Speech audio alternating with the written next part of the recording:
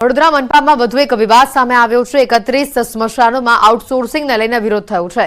4 કરોડ રૂપિયાના સ્થાને 10.43 કરોડના ખર્ચનો સ્થાયી સભ્યો દ્વારા વિરોધ કરવામાં આવ્યો। અંતિમ સંસ્કાર જેવી સેવાકીય પ્રવૃત્તિની જવાબદારી પણ પાલિકા નિભાવવા નથી માંગતી તેવા આરોપો લાગ્યા। ભારે વિવાદ થતા આ દરખાસ્તને મુલતવી રાખવામાં આવી હોવાની હાલ માહિતી સામે આવી છે।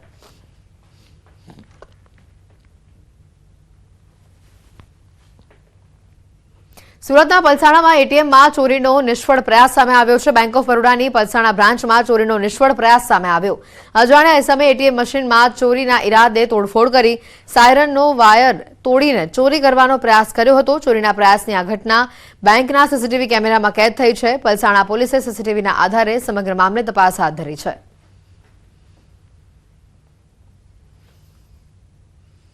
અપાર આઈડીમાં મુશ્કેલીઓને લઈને સરકાર હવે જાગી છે। રાજ્યની શાળાઓને 2 દિવસમાં મહત્તમ અપાર આઈડી જનરેટ કરવા સૂચન અપાયું છે। અમદાવાદ ગ્રામ્યના 16 સેન્ટર પર 2 દિવસ માટે કેમ્પ શરૂ કરાયા છે। શાળાના આચાર્ય વિદ્યાર્થીઓના ડેટા લઈને સેન્ટર પર આવી રહ્યા છે।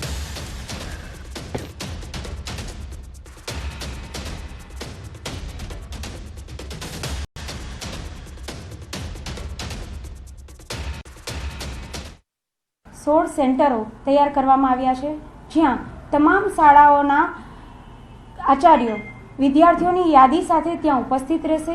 તેમજ ત્યાં જે તે સેન્ટર નક્કી કરેલા સેન્ટરો ઉપર અમારા તાલુકાના MIS તેમજ CRC BRC મિત્રો દ્વારા એમનું નિરાકરણ કરવામાં આવશે કે જ્યાં નામ સુધારો કરવાનો છે કે જે શાળા કક્ષાએ મૂંઝવણ આવે છે એમનું આજના દિને અહીંયા સોર્ટ આઉટ કરી અને અપાર આઈડીમાં વધારે કાર્ય કરી શકીએ એ માટેનો પૂરતો પ્રયાસ કરીએ છીએ। અપાર આઈડી બનાવવાના મામલામાં પારાવાર મુશ્કેલીઓ સામે આવતા આખરે સરકાર જાગી છે અને રાજ્યની અલગ અલગ શાળાઓમાં કેમ્પ કરી અને અપાર આઈડી જે છે તે જનરેટ કરવાની સૂચનાઓ આપવામાં આવી છે અને તેને લઈને અમદાવાદ ગ્રામ્યના 16 જેટલા સેન્ટર પર અપાર માટેના 2 દિવસના કેમ્પ જે છે તે શરૂ કરવામાં આવ્યા છે। One nation one student ID બનાવવા અંતર્ગત અપાર આઈડી બનાવવાની કામગીરી જે છે તે જે રાજ્યની શાળાઓમાં ચાલી રહી છે, પરંતુ તેમાં કેટલીક મુશ્કેલીઓ જે છે તે સામે આવી રહી છે। શાળાઓમાં GR અને આધાર કાર્ડમાં જે ભૂલો હોવાના કારણે અપાર આઈડી જે છે તે જનરેટ થઈ શકતા નથી। જન્મ તારીખમાં ભૂલો હોવાના કારણે કે પછી વ્યાકરણની ભૂલો હોવાના કારણે આધાર કાર્ડ સાથે જે છે તે લિંક નહીં થતા અપાર આઈડી જનરેટ થતા નથી અને તેને લઈને ક્યાંક ને ક્યાંક અપાર આઈડી બનાવવામાં જે મુશ્કેલીઓ જે સામે આવી રહી છે તે જે છે સુધારો કરવા માટે શાળાઓ જે છે તેમાં કેમ્પ કરવામાં આવી રહ્યા છે અને અમદાવાદ ગ્રામ્યની 16 જેટલી શાળાઓના સેન્ટરો જે છે કે ત્યાં આ પ્રકારની કામગીરી કરવામાં આવી રહી છે। કેમેરામેન પ્રકાશ દેસાઈ સાથે સંજય ટાંક, ન્યૂઝ 18 ગુજરાતી, અમદાવાદ।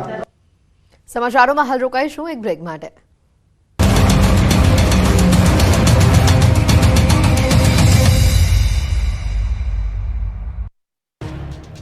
હવામાન નિષ્ણાંત અંબાલાલ પટેલે રાજ્યમાં ગાત્રો થીજવતી ઠંડી પડવાની આગાહી કરી છે।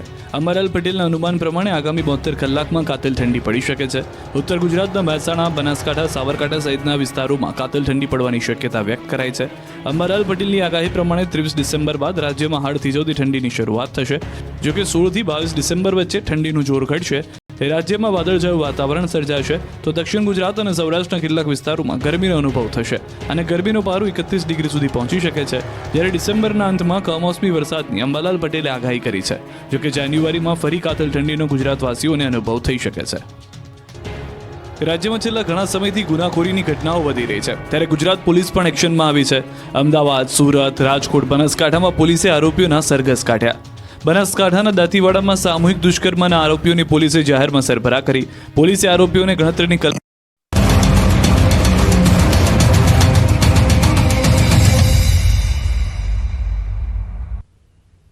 બ્રેક બાદ આપનું સ્વાગત છે। પાટણની ઉત્તર ગુજરાત યુનિવર્સિટી ફરી એક વખત વિવાદમાં આવી છે। યુનિવર્સિટીના હોસ્ટેલ રૂમમાં રાત્રે ખેલાડીઓ દારૂની મહેફિલ માણતા ઝડપાયા છે। પાટણના જીમખાના ખાતે ગુજરાત સ્ટેટ બાસ્કેટબોલનું જે આયોજન કરવામાં આવ્યું અને જે માટે ગુજરાતના અલગ અલગ જિલ્લાઓમાંથી ખેલાડીઓ ભાગ લીધો। આયોજનના ભાગરૂપે યુનિવર્સિટી હોસ્ટેલમાં વિદ્યાર્થીઓની રહેવાની સગવડ જીમખાના દ્વારા પરમિશન લઈ કરવામાં આવી, જેમાં રોકાયેલા ખેલાડીઓ પૈકી કેટલાક ખેલાડીઓ હોસ્ટેલ રૂમમાં દારૂની મહેફિલ માણતા જોવા મળ્યા। દારૂની મહેફિલ માણતા હોસ્ટેલના રેક્ટરે જોઈ લેતા આ રેક્ટર સામે પણ દાદાગીરી કરાઈ હોવાનો આક્ષેપ કરવામાં આવ્યો. આણંદથી આવેલા નબીરાઓ દારૂની મહેફિલ માણતા પકડાતા પોતાની લક્ઝુરિયસ કાર રેક્ટર પર ચડાવી દેવાનો પણ પ્રયાસ થયો હોવાનો આક્ષેપ છે. જે બાદ રેક્ટરે બૂમો પાડતા અન્ય સ્ટાફ આવી જતા નબીરાઓ ત્યાંથી ભાગી ગયા હતા, ત્યાં પકડાયા હતા અને જે બાદ બી ડિવિઝન પોલીસ પણ સ્થળ પર આવી પહોંચી હતી. જોકે હજી સુધી આ બનાવમાં કોઈ ફરિયાદ નોંધાઈ નથી. રેક્ટરે દારૂ પીધેલ ખેલાડીઓ વિરુદ્ધ લેખિત અરજી પણ આપી હોવાની માહિતી સામે આવી છે. આ મામલે ન્યૂઝ 18 પણ સવાલ કરી રહ્યું છે કે શિક્ષણના ધામમાં આ પ્રકારના દ્રશ્યો કેમ? દારૂ મહેફિલ પકડાઈ જતા હજી સુધી કેમ ફરિયાદ થઈ નથી?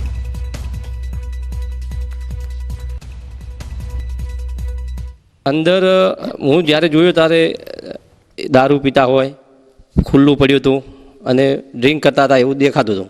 બધાય બેઠા હતા, વાગતું હતું અને ગ્લાસ હતા એમની પાસે અને જે એક વ્યક્તિ હતો તો ફૂલ હતો, એને જે મારી જોડે ઝપાઝપી કરી. હું મારી બાજુમાં ઓફિસ છે, ઓફિસ તરફ જતો હતો ત્યારે આ ગાડી ભાઈ પાછળથી ફૂલ સ્પીડથી હંકારી અને મારી ઉપર એમને પાછળથી મને મારવા માટેનો પ્રયત્ન કર્યો અને હું સદનસીબે બચી ગયો. દ્વારકાથી સમાચાર આવી રહ્યા છે. દારૂબંધીના ફરી એક વખત ધજાગરા ઉડ્યા છે. બરડા ડુંગરમાંથી દેશી દારૂ બનાવતી ભઠ્ઠી પકડાઈ છે. દેશી દારૂની ભઠ્ઠી પર પોલીસના દરોડા સામે આવ્યા. પોલીસે દરોડા પાડતા 3 આરોપીઓ ત્યાંથી ફરાર થયા. પોલીસે ગુનો નોંધી આરોપીને પકડવા તજવીજ હાથ ધરી. બરડા ડુંગરમાં આવેલા કહારિયા તળાવની બાજુમાં દારૂની ભઠ્ઠી ચાલતી હતી. 1400 લીટર દેશી દારૂમાં ઉપયોગમાં લેવાતો કાચો આથો અને 460 લીટર દેશી દારૂનો જથ્થો પણ ઝડપાયો હોવાની માહિતી છે. જે રીતે વિગતો આવી રહી છે દ્વારકાથી, તો મોરબીથી પણ કંઈક આવા જ દ્રશ્યો સામે આવ્યા. હળવદમાં ઝાડી ઝાંખરાની વચ્ચે દેશી દારૂનો અડ્ડો પકડાયો છે. પોલીસે સ્થળ પરથી 3600 લીટર દેશી દારૂ બનાવવાનો આથો, 100 લીટર દેશી દારૂ અને એક બંદૂક જપ્ત કરી છે. પોલીસે દારૂના સેમ્પલ લઈને દારૂના આથો અને દેશી દારૂનો નાશ કર્યો હતો. સાથે જ આરોપી દંપતીની ધરપકડ કરાઈ છે.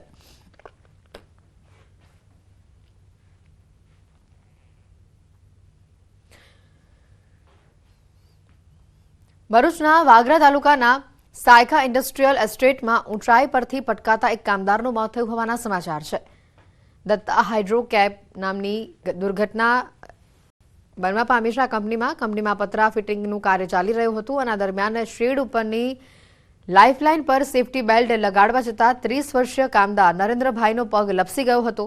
ફાઇબર સીટ ખસી જતા તે નીચે પટકાતા તેઓને ગંભીર ઇજા પહોંચી હતી. ઇજાગ્રસ્તને સામૂહિક આરોગ્ય કેન્દ્રમાં સારવાર માટે ખસેડવામાં આવતા હાજર તબીબે તેઓને તપાસી મૃત જાહેર કર્યા હતા. ત્યારે કામદારના મોતને લઈને હાલ કંપનીમાં કામદારોની સેફટીને લઈને સવાલો ઊભા થઈ રહ્યા છે.